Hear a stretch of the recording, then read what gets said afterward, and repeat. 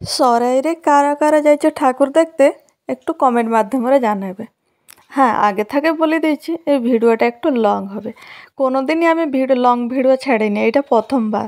আশা করছি আপনাদেরকেও খুব ভালো লাগবে। আমি আর আমার হাজবেন্ড আর আমার ছেলে চলে গিয়েছিলাম সরাইতে ঠাকুর দেখতে। আর লাইটিং কি বলবো, দারুণ হয়েছিল। প্রত্যেক বছর যায়, কিন্তু এই বছরটা বেশি ভালো লাগছিল। তাহলে তোমরা সবাই একটু লাইটিংগুলো দেখে নাও, আর যারা যারা যাইছো একটু কমেন্ট মাধ্যমে জানিয়ে দাও। খুব সুন্দর লাগছে না লাইটিং?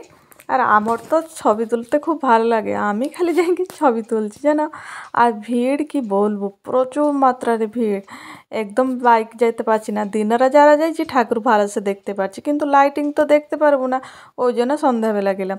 আর ওরই ঠাকুর হয়েছে দারুণ দারুণ। তার ভিতরে না একটা প্যান্ডেলে 3টা ঠাকুর হয়েছিল, আর দারুণ ঠাকুর হয়েছে। ওখানে অনেক ছবি তুলছে, আমরাও একটু ছবি তুললাম। আর আমার হাজব্যান্ড আমার ছবি তুলে দিয়েছে। ও কিন্তু ছবি তুলতে পছন্দ করে না, ও একটু ছবি তুলেনি।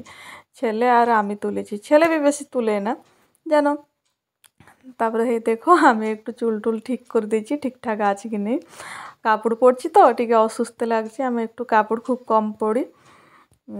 চলো তারপরে দেখো, যখন ঠাকুর দেখি প্যান্ডেল ভিতরে বেরোলার সময় আমি কি খাবো চিন্তা করছি, কিন্তু আমার ছেলে দেখতে পারছি যে 1 বাইট লেখা আছে।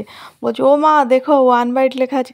আরে আমি তো কোনো দিনই দেখিনি যে প্যান্ডেল ভিতরে বড় বড় ব্র্যান্ডর হোটেলে আসে। তাহলে যা হোক, ও আমরা বি চলে গেলাম 1 বাইটে খেতে।